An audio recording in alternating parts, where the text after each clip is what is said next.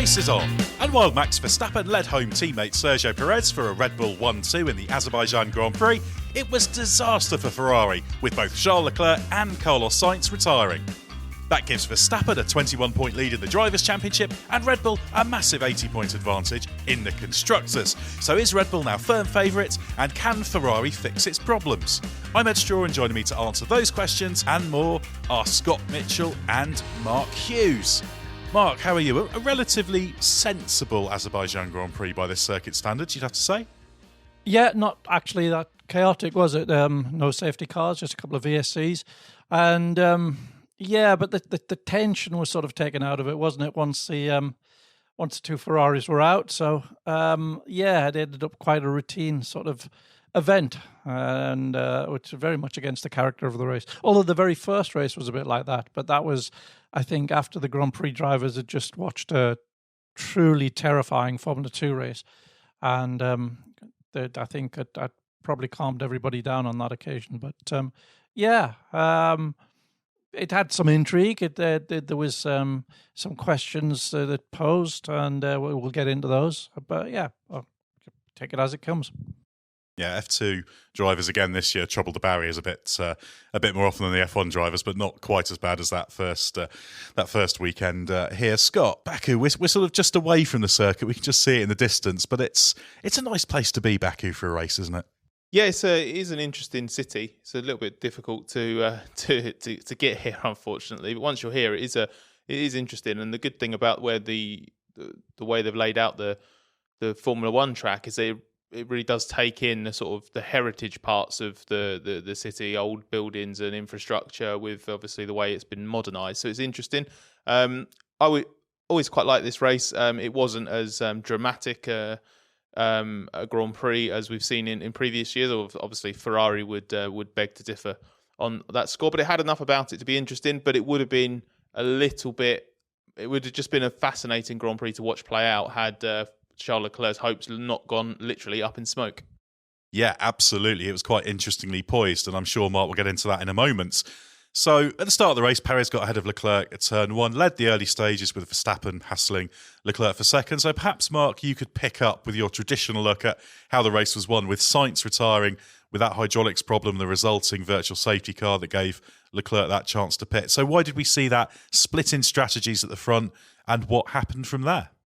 Yeah, and looked like Sergio had that first phase of the race nicely under control, although below the surface, you listen to him talking to his engineers from quite early on. He was complaining about traction problems, and he was discussing with his engineer what to do in terms of diff settings and stuff like that. And that communication didn't seem particularly clear. And the radio reception wasn't very good. That wasn't helping, but also just the communication between those two guys just didn't seem that good. And I think that maybe played its part. And it played its part in why Perez, after the VSC, really didn't have very much pace. I think it was to do with the way the tyres had been used in that first phase. But the VSC for Carlos Sainz's retirement out on the circuit, it came with Perez had just gone past the white line which denotes the pit entry lane on the track, when his engineer shouted box now. It was too late, he'd missed it, so he by default was staying out. Leclerc had already, as he saw the VSC lights and he saw Perez going straight on, he'd automatically moved into that lane even before his engineer was telling him to box. He'd already made that decision unilaterally, and it was a logical thing to do. He was, Perez had done one thing, so it made sense to do the other thing. Plus, he was having a hard time keeping Verstappen behind him. Verstappen was told to do the opposite to whatever Leclerc had done, so he stayed out, same as Perez. So the two Red Bulls had stayed out, albeit for different reasons. And then, the 10-second saving that you get by doing a VSC stop rather than a full racing speed stop, that brought Leclerc back into the lead once the Red Bulls had stopped later on, and with the race at full racing speed. So he'd made up the time enough to get into the lead, but with a hell of a lot of laps still to do for that set of tyres. It was lap 9 when he came in a 61 lap race. The hards are fully capable of doing that, but it's the important thing was how his hard tyres would compare to their hard tyres, which were so much newer, and would he be able to keep both Red Bulls behind him on tyres that were much older? We didn't get to find out. I think looking at the performance of Perez and Verstappen after the VSC, he would maybe have been able to deal with Perez. Whether he could have kept Max behind him, he did seem to have terrific pace. I'm not too sure. But yeah, it would have been nice to find out rather than trying to just theorize about what if. But yeah, Ferrari do really seem to have a more than significant reliability problem, don't they?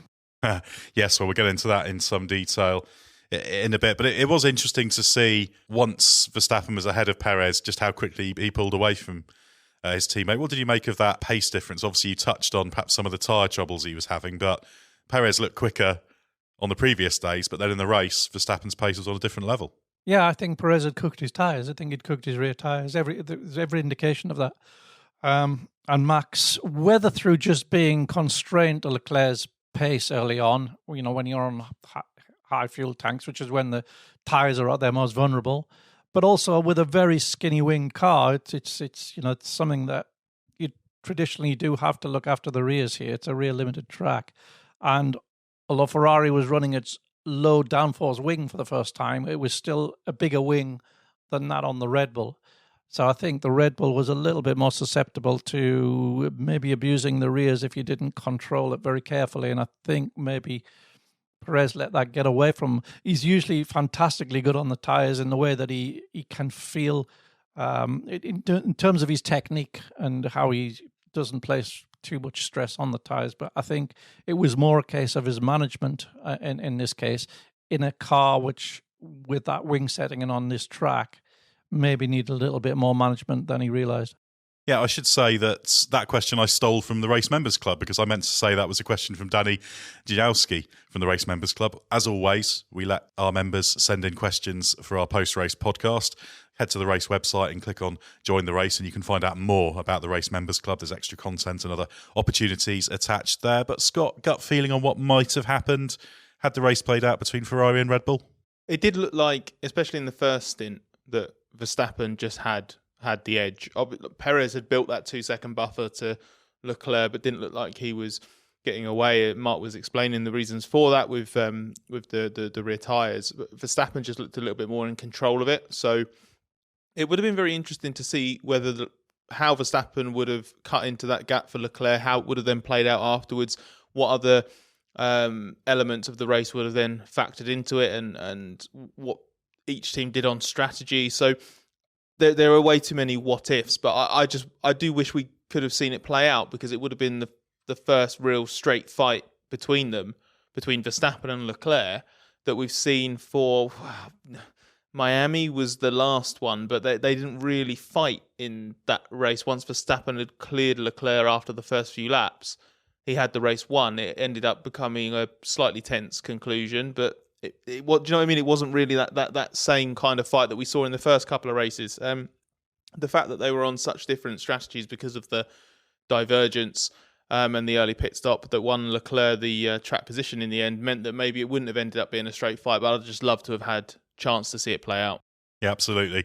A 7 and a 9 lap offset in terms of that second stop timing for Perez and Verstappen versus Leclerc. But as we saw, other drivers did very easily get to the end of the race on the hards, having changed on lap 9. Pierre Gasly, notable among those, and Sebastian Vettel. So certainly it would have been doable, but it's all about that relative pace. So yeah, very, very difficult to be sure. But you'd have to say, Mark, a big day in the championship for Red Bull. This gives them a huge Constructors' Championship lead. They're not that far off 2 races worth in terms of 1-2 finishes, and a healthy lead for Verstappen. It wasn't that long ago. He was a chunk behind, and we were wondering if reliability was going to undermine Red Bull. So if you're Red Bull, you're feeling pretty happy with this, aren't you? Yeah, that's 2 mechanical retirements and 3 races for Leclerc, which we were saying about Verstappen earlier in the season in Bahrain and Australia, weren't we? But I think the frequency of these problems across all of the Ferrari power units, including the customer engine, is the worrying thing. You can have, like Verstappen had earlier in the season, a couple of random things that you just have caught you out and you weren't quite on top of, and which you then fix, which might or might not be costly in the end. But when, I don't know, this feels a little bit more worrying. This feels a bit more like an underlying fundamental problem, given that it's especially, it seems to be there in the customer cars as well. Well, Scott, you've been all over Ferrari's reliability problems even before the race this weekend. You've been talking to people about it. 80% of the cars that retired from the race were Ferrari-engined, including, of course, the 2 works cars. We should say Zhou Guanyu was not a power unit-related problem. It was a cooling issue that Xavi Pujolar did say was a Sauber-related problem rather than a Ferrari problem. But even so, quite concerning. So what do we know about Ferrari's problems? Well, we know, obviously, that Leclerc and Sainz had different problems, unrelated problems in the race, hydraulics versus something power unit related. It was a good old-fashioned combustion engine smoky failure, but I've seen that in the past get sometimes explained away as, it's something in the ERS that fails and then triggers something failing in the V6. So hard to say exactly what went wrong for Leclerc. Ferrari either doesn't have an initial clue or just doesn't want to let on at this stage. We still don't actually know the exact cause of Leclerc's Spain failure, do we? We just know that it detonated the MGU-H and the turbo. They've never actually said exactly what that was. I think they're being very secretive. You're right, I was asking Ferrari and their customer teams earlier in the weekend about a spate of reliability problems because, there was this Leclerc problem in Spain, but in Monaco, there were 3 MGU-K failures across the 2 customer teams, 2 at Haas, 1 at Alfa Romeo. And we know that Kevin Magnussen had a power unit issue in this race in Azerbaijan as well, having only just taken a new MGU-K at the start of the weekend because of his Monaco failure. Leclerc's had a failure here. So it's really difficult to see that evidence in front of you and just dare to suggest it's coincidence. It just clearly isn't. It is tempting to say that there is an MGU-K issue there, something within the ERS, partly because we know that the second power unit was introduced in Miami. There was suggestions that there was a MGU-K specification change there, not for performance reasons. Who knows what it was for, whether it was to save weight, improve reliability. If they knew there was a known reliability issue, maybe it was for that. But I don't think it's a coincidence that all of these problems on the Ferrari side and the customer side have come in since the second power units have been introduced. Now, whether that means there has been a specification change that has actually made reliability worse rather than better, or whether it's a faulty batch of components, that has happened before. There have been stories of that before. Ferrari's investigations will have to unearth this effectively. But what is really, really telling at the moment is they don't have a full grasp of it. And because they don't have a full grasp of it, they obviously don't have a solution. But whatever solution is is to be found, Mattia Binotto told me earlier in the weekend when I asked that it's not a short-term fix anyway. And this was before the failures that they had in the race. And it's just so concerning for Ferrari because they had these issues before. They identified that they probably didn't have a short-term fix for the issues they'd already had, but they seemed quite confident that whatever protocols they'd put in place, like, temporary countermeasures or management or whatever, they were pretty sure that they were guaranteeing themselves short-term reliability while they worked on addressing this problem. But they clearly didn't guarantee it because they've then had another batch of issues here. I don't know if they're all related or not. And I don't know what's better for Ferrari. Is it better for them to all these be related or for them to have lots of different ones? Because if they have lots of different ones, maybe that implies that there isn't one massive fundamental design flaw somewhere in the system. Really hard to say. It's a very confusing situation for them to be in, especially after they started the season so positively. No reliability issues pretty much across a very, very different internal combustion engine design. So Ferrari is in all sorts of trouble with this. And if they don't get a grasp on it quickly, and who's to say they will, considering they've they obviously felt they were in a better place than they actually were coming to this weekend. Their title challenge is going to completely implode. It is already, it's not in tatters at the moment, but it has taken a big blow this weekend, and reliability could completely undermine the whole thing. And of course, several things we should note on that means this problem can compound is that you can make changes with permission for reliability reasons to the spec, but you can't then apply that to any power units you've already introduced. So Ferrari's now trying to work out how it'll play its deployment of power units over the rest of the season. They may have to bring in some early, but if you do that before you've got your countermeasures, if it's a reliability fix, you can't then retrofit it to that engine. So that there's a lot of knock-on problems that are created for them. And they don't know exactly how they're going to play it from here. They'll obviously put together a strategy for the power unit usage in the coming days so that when they go to Canada, they know exactly. But Binotto said that whether that means identifying a short-term countermeasure or a proper short-term fix, as in a fix that works properly in the short term. If they can't do that, then are they going to need to limit the mileage of the power units to protect them? Are they going to need to run a lower engine mode and reduce performance in the coming races to protect themselves against whatever they're vulnerable to, whatever the fragility is? And obviously, we knew Leclerc was pretty much guaranteed a grid penalty later in the year anyway because of that MGUH and turbo change that he had to have after Spain. But now, who knows what he's heading for now, whether he's heading for multiple grid penalties or they can somehow sort of just about manage in a way where they only sacrifice one, maybe two races later in the year. But it's a very, very bad position for Ferrari to be in, and I don't see a way out of it for them in the short term. So I think this is going to be a serious challenge for them to overcome. And it's going to take a while to see the full implications of this in terms of how it affects the championship fight. No wonder Charles Leclerc was pretty miserable after the race. He's had 4 consecutive poles, and I think he's had a second and a fourth place and 2 DNFs in that run. So terrible. Mark, a question for you from the Race Members Club member Henri Eiler, who says, do you think that the FIA will change the allowance for engine components to avoid an embarrassment of races majorly affected by engine penalties later in the year? I'm sure Ferrari would like the idea of this. No, I don't think so. I think that would be unfair to those who've got the job done. No, it's not something that I think is being seriously considered. So yeah, we could well see a big sort of scattering of engine-related grid penalties later in the season, I think. And of course, you could tie some of this to the fact the engine freeze kicks in this year. Obviously, a bunch of components already homologated as of March the 1st. A few of the ERS components not till September the 1st, but you can only make one spec change anyway this year of those. So there is a little bit of an incentive to be a little bit aggressive with your performance design for those, because that's locked in, because you can apply reliability. So let's say somebody says, oh, we're going to have loads of engine penalties, so perhaps we should let them off. Others will say, well, they were aggressive with it, they're paying the price, we were a bit more sensible, we should benefit from that. So it's all cost benefit, risk reward for them. So I think Maranello would be full of people who love that idea, but I can't see anything happening with that. Well, Mark, let's move on to Mercedes. More bouncing struggles. 3rd and 4th places for Russell and Hamilton. It was a decent weekend, but once again, a very distant 3rd fastest. It's a little bit untidy in qualifying in terms of pace, but on race pace, clearly the 3rd best. But what happened to all that Spain optimism just a few weeks ago? We'll only see it on fast aero circuits on smooth tracks, I think, because there's a separate problem that cured the aero problem of Barcelona.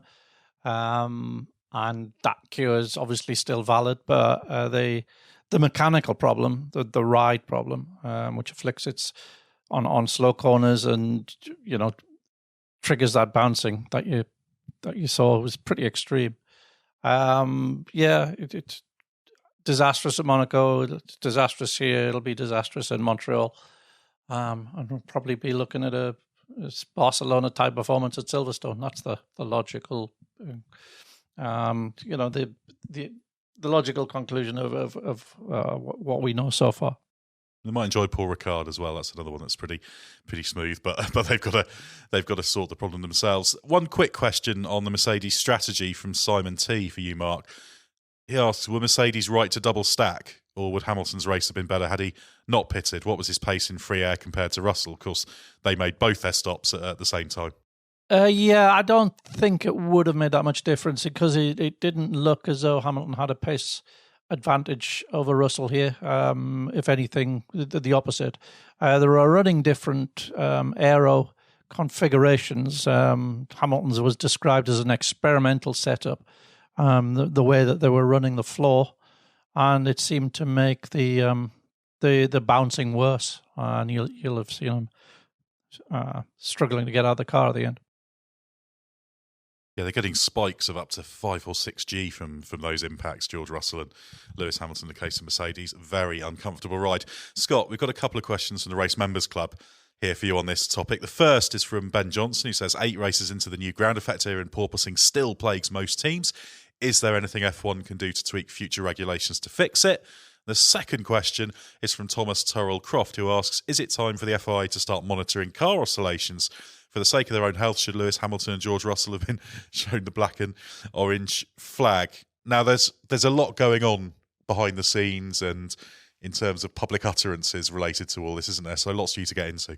Yeah, the first thing I would say with Ben's question is, I don't know about the two of you, but I think it's quite important to make the distinction between porpoising just on its own as a phenomenon and just the actual overall ride quality of the 2022 cars, because it's about more than porpoising. It's about the stiffness of the cars.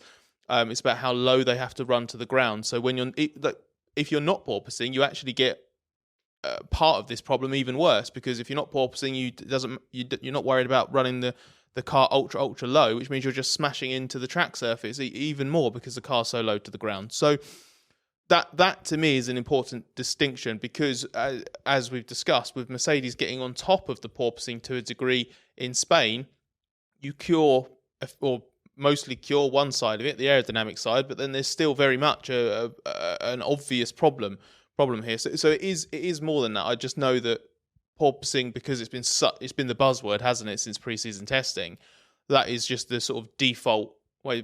So I've started just more referring to it as bouncing, because that seems to be a better catch-all. Well, that distinction was being drawn even during testing, and in short, yeah, the porpoising, it's an aero trigger, isn't it? It's with a certain motion for porpoising and an aero cause, but yeah, it's important to make a differentiation there. Yeah. So basically, what we've got now is a situation where obviously it came. I think the reason it exploded in Baku as a talking point is because it's been so aggressive here, and it's afflicted so many teams and drivers in such an aggressive way because of the speeds and the bumpiness of the track, that it's just naturally been more of a topic. It's like several drivers. Hamilton was the big example. He was walking so gingerly after the race, and he said that was the most painful and hard physical race he's ever done. And there were points in it where he wasn't sure he'd make it to the finish. There were times through the high-speed sweeps with the bouncing was so bad he thought he was going to crash.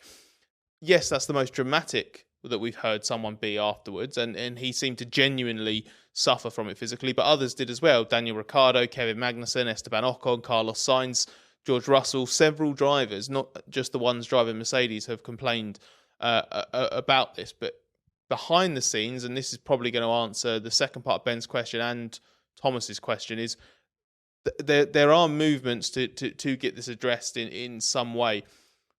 There were conversations last year about changing the rules in some way once it became clear how low the cars were going to run, and that porpoising or bouncing would be an issue, but that was rejected. But now that we've actually seen the evidence of it, lots of drivers are lobbying their teams and the FIA to actually be supportive of this. And now they're starting to say to the FIA, stop listening to the teams and listen to us, because we're driving these cars.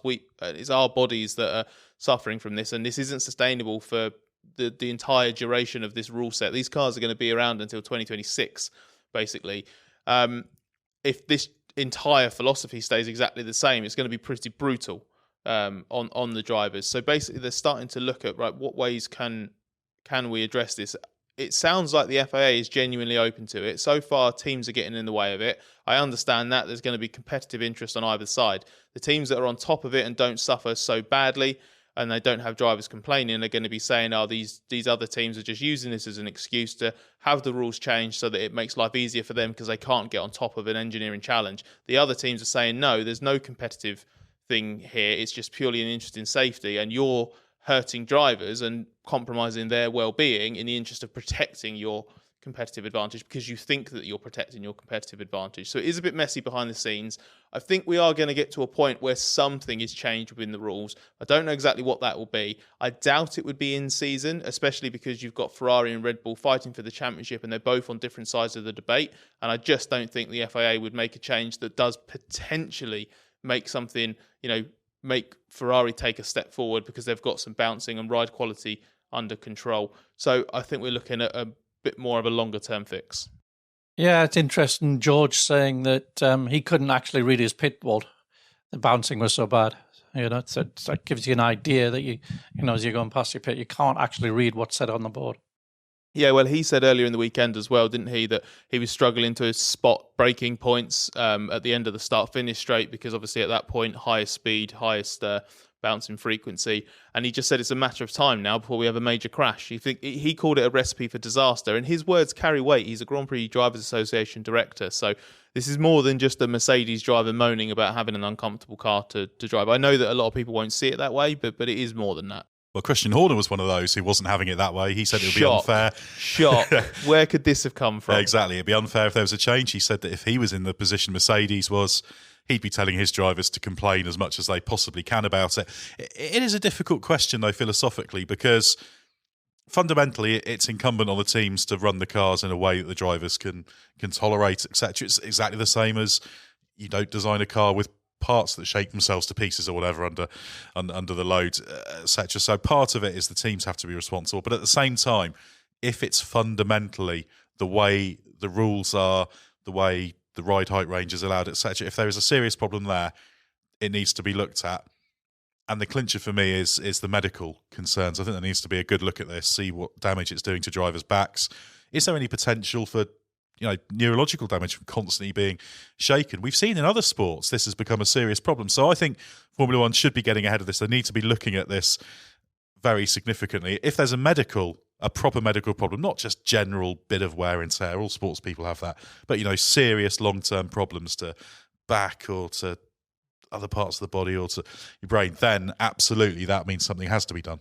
There was a great explanation of sort of what the sensation is like from Daniel Ricciardo after the race. He said he likened it to being dribbled like a basketball, like just lots and lots of rapid compressions, basically. And he said it's such an unnatural sensation in the car because you're obviously uncomfortable as it is and you're moving around and it's just shaking you up and down. And I've heard that one or two drivers, I won't say it's not the Mercedes drivers, but I won't say who it is just to protect them, who have said that they've come away afterwards and their physios have looked at them and identified, minor nerve damage. And I don't mean nerve damage as in, like permanent nerve damage or anything like dramatic, but in a basic sense, it's aggravated the nerves in their back. And anyone who's woken up on the wrong side of the bed knows how painful it is if you trap a nerve. Imagine how easy it is to pinch one if you're sat uncomfortably in a racing car, bouncing up and down, moving around at high speed. I can totally imagine that it is just an awfully uncomfortable experience. Well, I've got extra sympathy this weekend because I've been hobbling around with back trouble for most of this week. Although it's much much better today, which is useful. So yeah, it needs to be considered. Yeah, I mean the point that Horner makes is a valid one. He said, why should we be penalised? We've got on top of the problem and others haven't, and they're not obliged to run their cars so low that it triggers the bouncing. They could just surrender some performance and not put their drivers at that peril.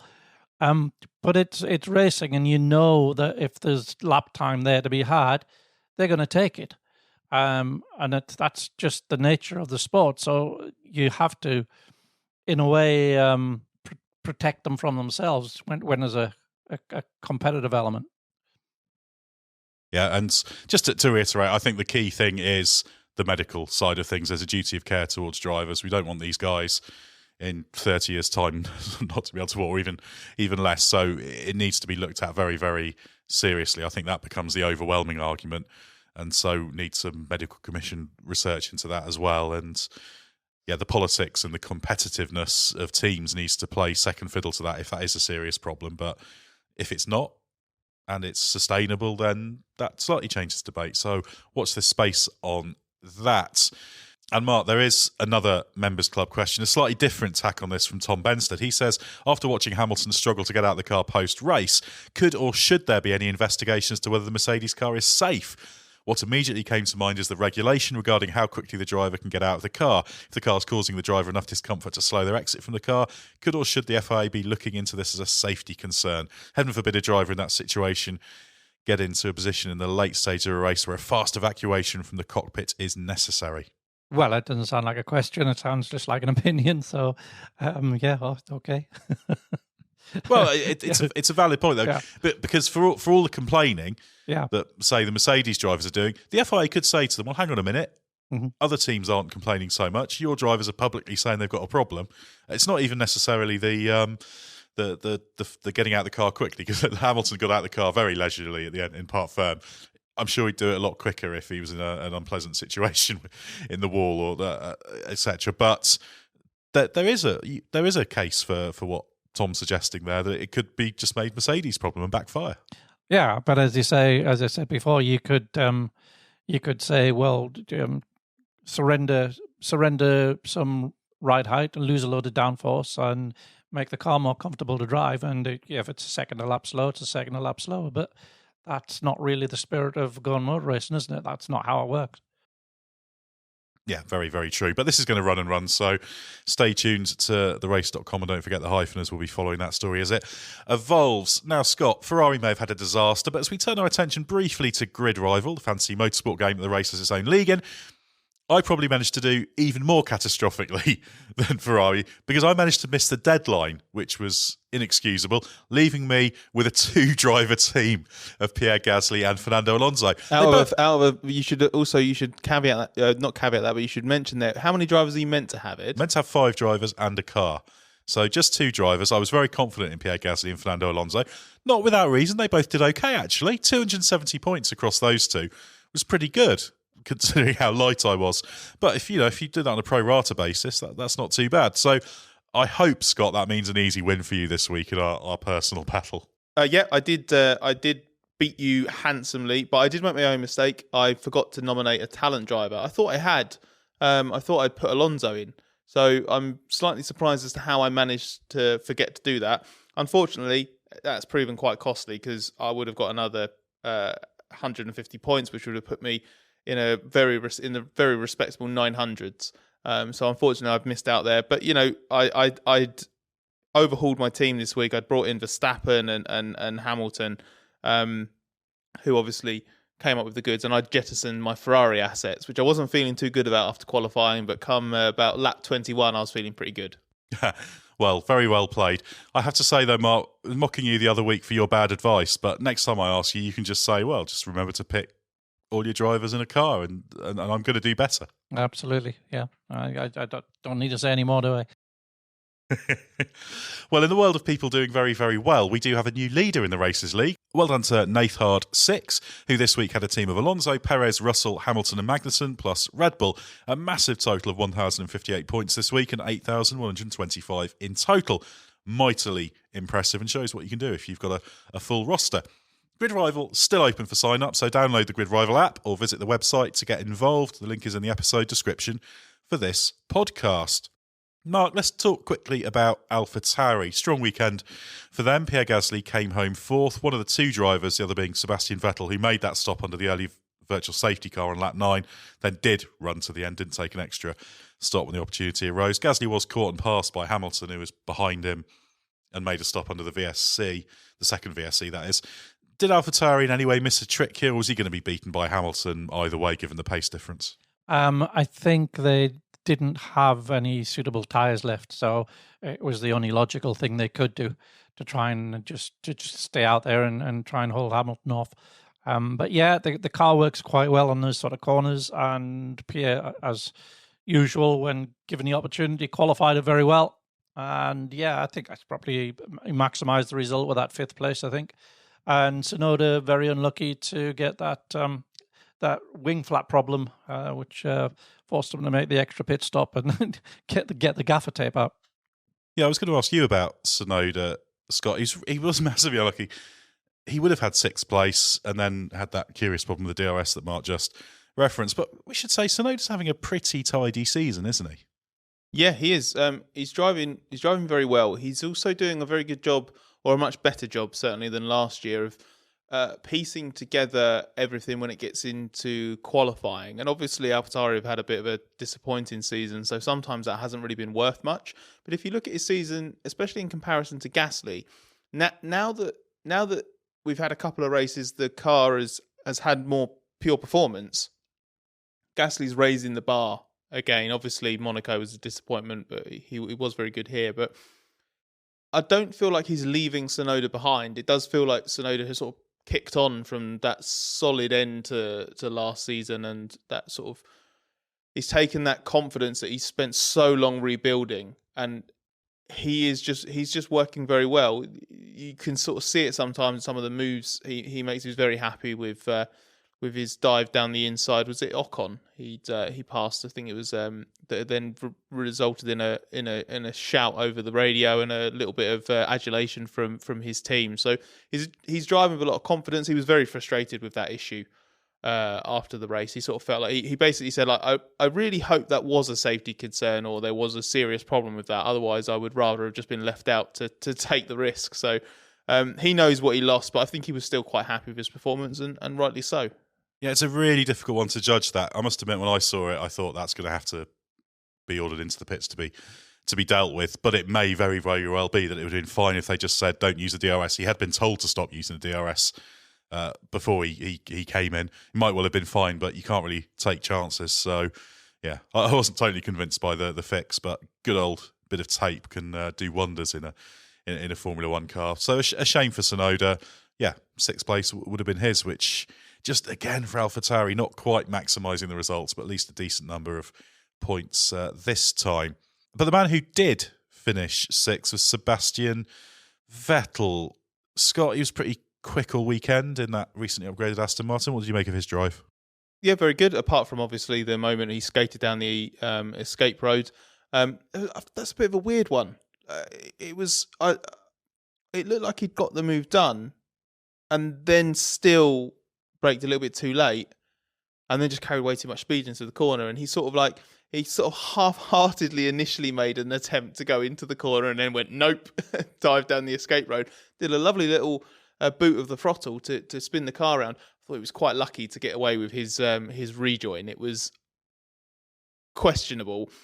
Tsunoda shouldn't be having to do anything there to avoid hitting a car rejoining. I don't think because Vettel had gone completely off the track.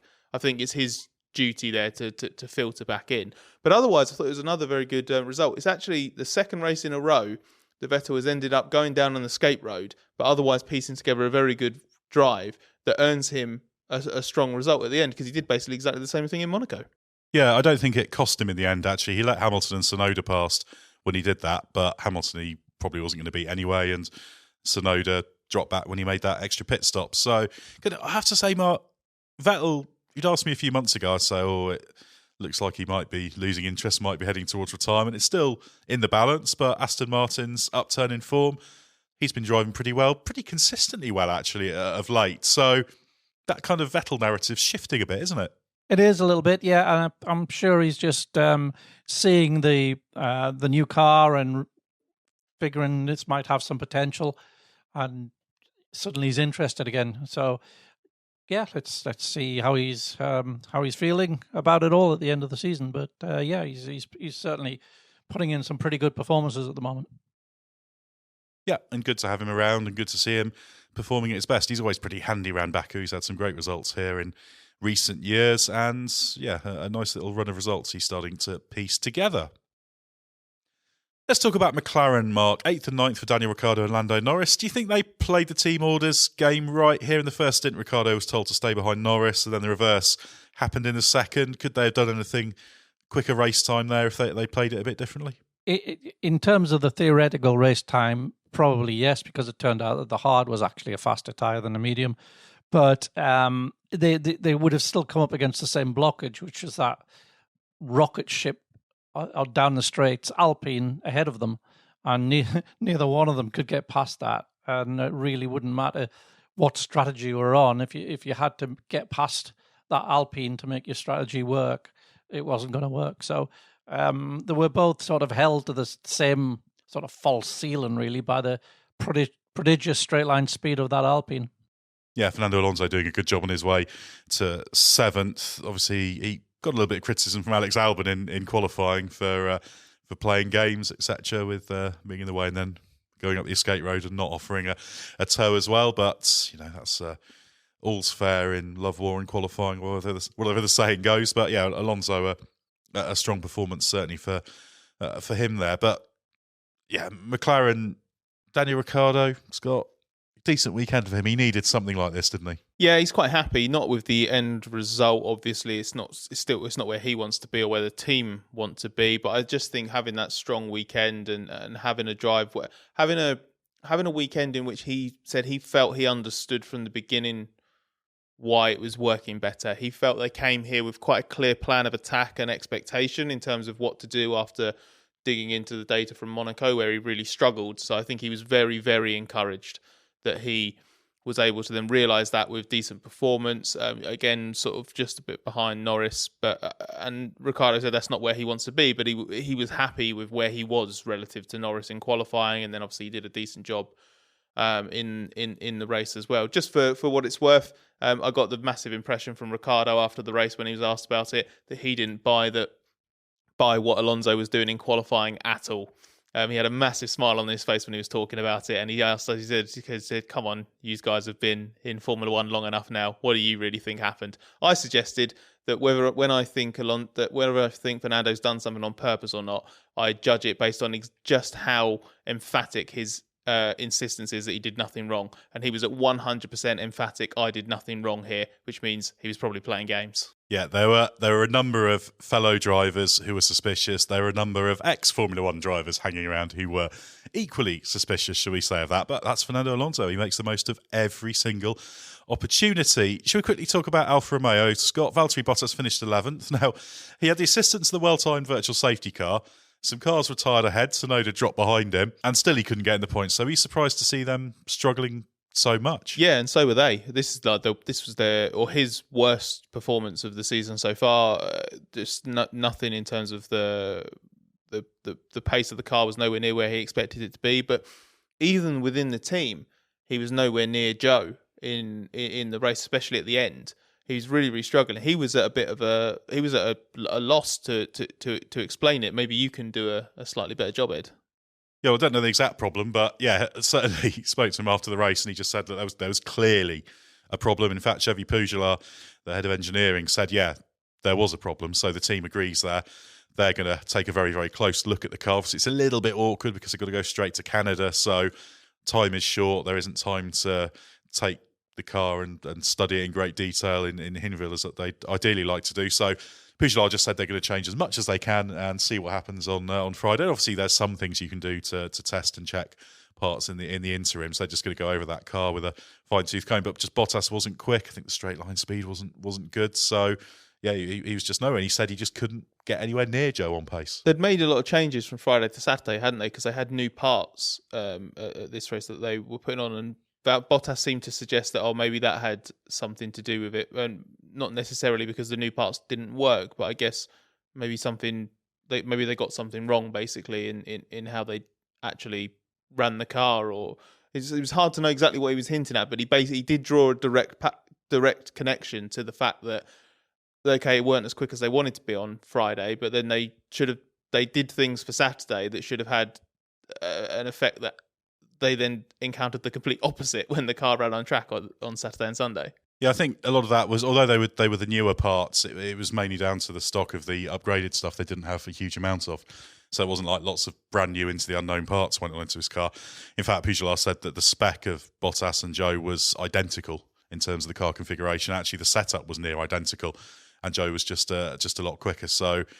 Yeah, certainly I think they would have detected the problem more quickly, perhaps, if Bottas has been running a normal spec. But I think they thought the problems they encountered on Friday would end up being eliminated by the changes they made overnight. I have to say, Joe did a good job. He outqualified Bottas, albeit with the help of a tow, and the caveat of Bottas's problems. And actually, he was right in the mix for a points finish. The way he was driving, and he made that lap 9 pit stop under the VSC as well. Was going to the end on the hards. So unfortunate for him that he had a problem. It was a cooling problem, Sauber related, as mentioned earlier, that put him out. So not a Ferrari issue. Let's talk about Haas quickly, Mark. Another disappointing weekend for them with both cars out in Q1. Then Magnussen retiring. But the car was actually really quick, wasn't it? Well, relatively quick by midfield standards, let's say. Yeah, I mean, it was on pace. It was in the middle of the pack. It was, you conceivably would have been 10th place. He'd got demoted at the start, just the way it played out. Stroll and Albon got past him, but he picked them back off again, and he made really good progress early in the race, put good passes on people, and was probably in a fight with Ocon for the final point. Yeah, in quite a good position. Yeah, he's just behind Ocon, who of course hadn't stopped when he retired. So I think Magnussen did a good job of trying to salvage something there. Shame he couldn't get to the finish. We'll finish off with a bit of a batch of final questions from members of the Race Members Club. We'll go with you, Mark, for the first one. A question from Mike Meredith. Conspiracy time. Did it look to you, as it did to me, that Perez was deliberately held up by his Red Bull team in the first and possibly his second pit stop? First one was the front jack getting stuck, which you could see. And the second one was a wheel gun failure on, I think, the left rear. So unless the cause of the delay was engineered, I don't think so.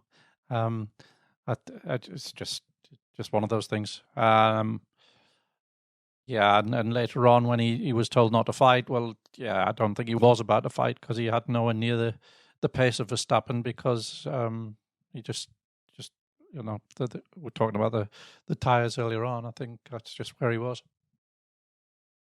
Yeah, and ultimately, I don't think it made a great deal of difference. I must admit, it did cross my mind when you had the slow stop before you see the replay and see what was going on. But yeah, it ultimately didn't make a great deal of difference. Scott, a question from Aldis Putnins, who says, question about Perez.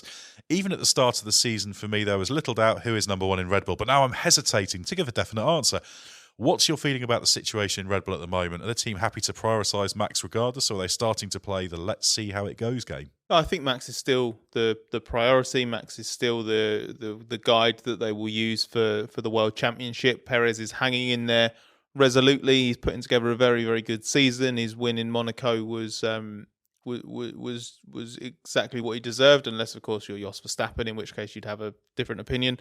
And he's just doing a very good job. But ultimately, Verstappen has the highest ceiling as a driver. We've had a couple of races where Verstappen's specific limitations with the car are exposed a bit more, and he's just been chasing the car too much at the start of the weekends because these street circuits, they're with the shorter corners, requiring the sharper rotation that Verstappen is struggling to do in a car that is fundamentally a bit understeery. That plays to Perez's style a bit more naturally. So at other tracks, I think you find that Verstappen has enough other opportunities around the lap to make the time up, or he's just been a bit more comfortable from the get-go. So he has had this advantage over Perez in general. We've just had a couple of races in a row where Perez has just been able to get the job done over one lap more than Verstappen, who's taken too long to get on top of it. But then we got into the race, and I don't think that was a manufactured Verstappen win. I think it was a Verstappen win on merit versus Perez. He was just a quicker driver on the day. So I think as that car gets better, I would expect Verstappen to stamp his authority on the team a bit more. But he is still the number one driver. He's won more races. He'd be a decent chunk clear of Perez without his retirement in Australia, for example. So that's still Verstappen's team. It's just Perez is doing a very, very, very good job in supporting him. He's just playing a great wingman role. And the next question from Robert Grease, and I'll direct this one at myself. Robert says, Gasly had a stellar race with his stock already rising as the most underrated young driver in F1. It's an interesting question. Is he still a young driver? He's 26. That's almost middle-aged in F1 terms, isn't it? But yeah, he's still a driver, I guess, on the up. I think he's relatively well-respected and rated, but he'll always have that 2019 Red Bull struggle hanging over him and the question marks about whether his approach is exactly the right one for a top team and whether he can show his ability. But he's doing a very, very fine job in AlphaTauri, and he's been consistently good in the midfield. So interesting to see what happens with him next, because he was saying, now that Perez has been confirmed at Red Bull, which didn't come as a surprise to him, he's talking with Helmut Marko about what the future holds for him. Obviously, Marko and Red Bull would like him to stay at AlphaTauri. He's a great driver to have leading that team, but Gasly will be looking at opportunities elsewhere.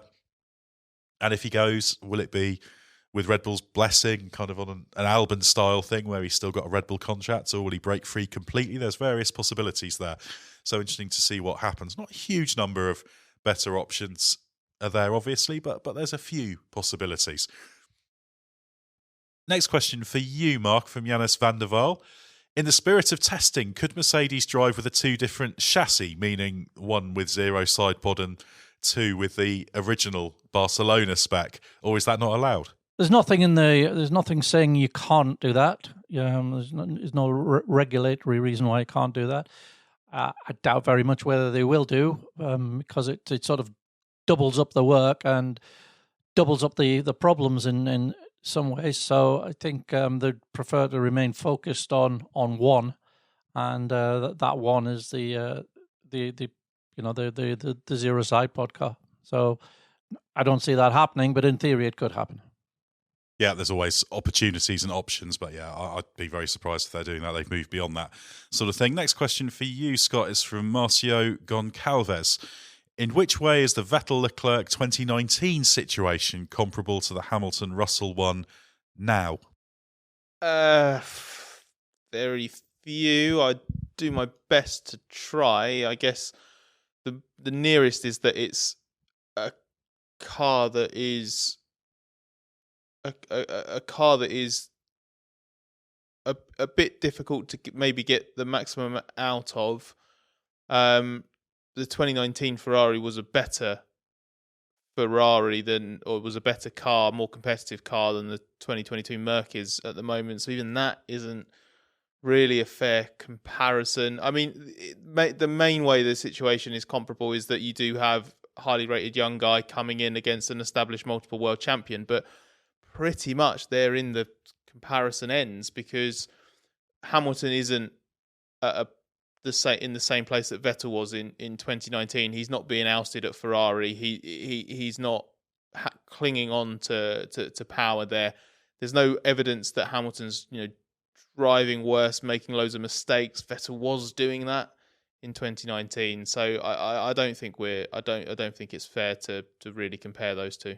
And the final question, Mark, will aim at you from Leo Farrelly. This was a question sent before the race. It's on the subject of Hamilton's experimental setups and the lack of comparative pace versus Russell over the season. It seems implausible that a team would consistently put one driver on experimental runs week after week without using the alternative driver to create a double blind scenario to improve the data quality, using one data source skews the sample to be biased. And any good research design would mitigate bias where possible, particularly by a team as historically operationally shrewd as Mercedes. Therefore, is it fair to say Hamilton, regardless of setup direction, is overall just doing a worse job at driving a bad car than Russell? There could be an element to that. There's... It's not automatic that his record-breaking achievements make him drive the car faster than you're judged on day by day, lap by lap. And if there is something about this car that just isn't working for him, it's possible. But in underlying pace, there's nothing starkly different about them. This weekend, definitely George was ahead, but Mercedes was making it very clear that they were on different specs. So you're not comparing like with like. When they have been like with like, I'd say it's about 60-40 in Hamilton's favour in terms of raw pace, not in results, because there's been a few skewing of results. So. No, I don't see any underlying pattern there that one's quicker than the other. And I think we probably won't get a proper reading on it until the car is truly competitive and can be perfectly balanced, and then they can start seeing we can start seeing who can exploit the last little ounce of a properly balanced, properly fast racing car, then we can get a proper reading. Having said all that, I'd be surprised if we do get to that scenario, I'd be surprised if there was much difference between them, because I think Russell is of that caliber. Yeah, I think the real takeaway there is that Russell's done a great job on moving into Mercedes rather than Hamilton's dropped off a cliff or anything. So I don't think he really has. But yeah, Russell's certainly doing a very, very good job. Really, really going to be interesting if that car does get sorted and up the front, how those two stack up. That's one we can certainly look forward to. Very quickly, Mark, Canada this weekend. Any expectations going in there? We're going to see quite a similar pattern to the last the two races, I think, and it for much the same reasons. And one thing I was going to mention, and I just took a note on lap 50, so sort of 11 before the end, before everybody sort of backs off and just starts bringing it home. And you get an actual better sense of the difference. Red Bull was 42 seconds ahead of Mercedes at that point. 71 seconds, so a minute and 11 seconds ahead of AlphaTauri with Aston and Alpine not far behind, and a minute and a half behind there was behind Red Bull was McLaren. They're massive gaps to the front. They're even by the standards of this year, and I think when you get to bumpy street circuits, I do think you amplify the advantage of a good car and the disadvantage of a bad one, and we'll probably see something similar in Montreal. Well, of course, we'll be turning our attention to that race very, very shortly. Head to therace.com and don't forget the hyphen loads to read there, including Mark Hughes' race analysis. My driver ratings should be up by the time you listen to this. Do check out our other podcasts, including the Race IndyCar podcast, MotoGP, Formula E, Bring Back V10s, which tells classic F1 stories, and also check out our YouTube channel. Just search for The Race. There's loads to watch there. And stay with us for everything you need to know from the Canadian Grand Prix.